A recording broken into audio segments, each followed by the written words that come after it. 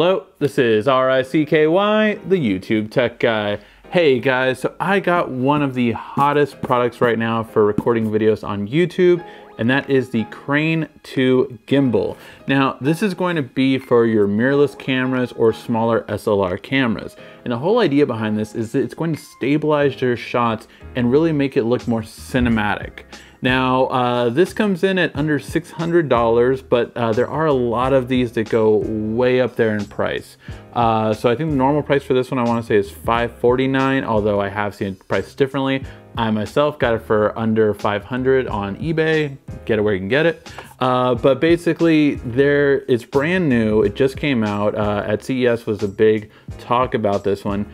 And the whole idea behind this one is it's really good and it has a pretty good pay weight. Now there is something called the Crane 2, which has a bigger pay weight, but it's also more expensive. I think that one's around 700 or so.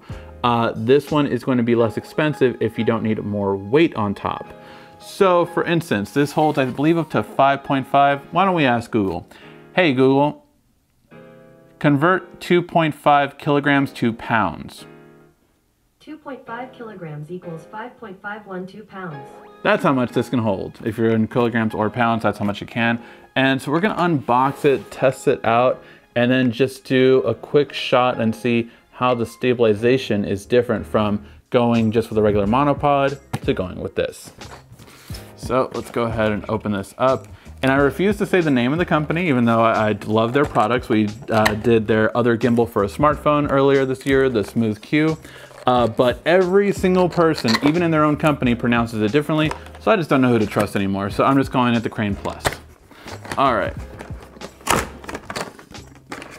And what's really cool about this is it feels legit because of just how the briefcase is. It's so nice the way it's set up. So we're gonna open it. And now I'm gonna see a glow, a golden glow from it. Oh, kind of thing. All right, so let's go ahead and check this out. So I have heard, and yes, the foam is very, very good on this one. Apparently on the older versions, the foam wasn't as good in terms of it was very soft, so it didn't feel like as much protection. This one, none of this is going anywhere. The foam is really good on this one. So it looks like we have a pack over here. For some reason, I thought it was like a CD. Like I was like, is this a CD? So user guide, very important, although I would recommend using the app, of course, as well, which we will be downloading. They do provide some grip tape, which apparently is always a different color.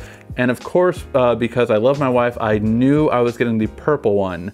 So that's the one I got. So there we go. And so this is it itself. Let's see how heavy this is. So I have this part right here.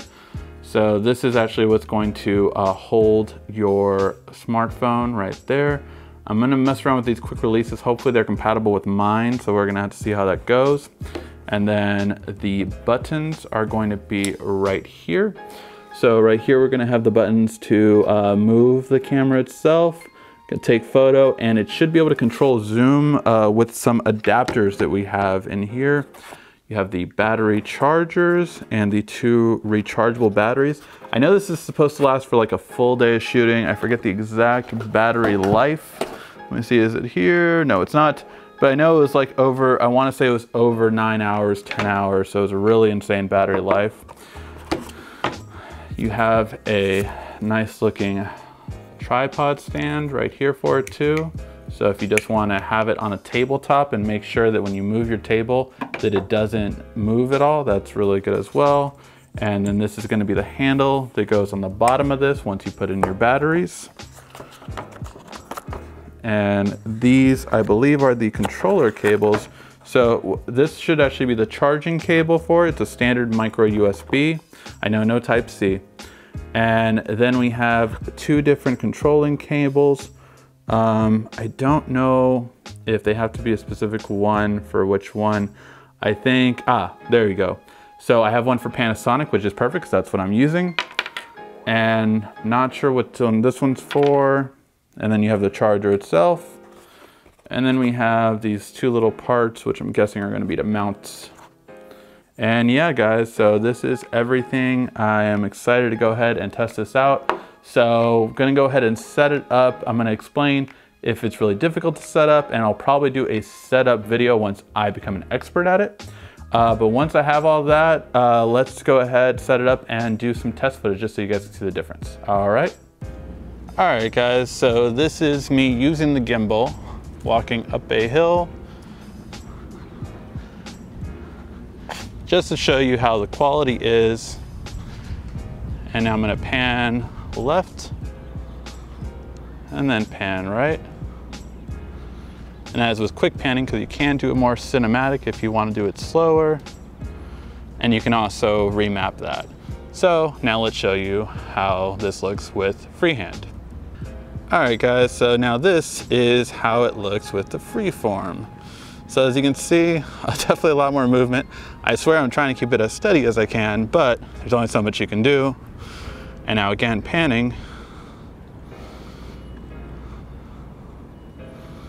And now I'll try a slow pan. And there you go. So that's the difference of the quality.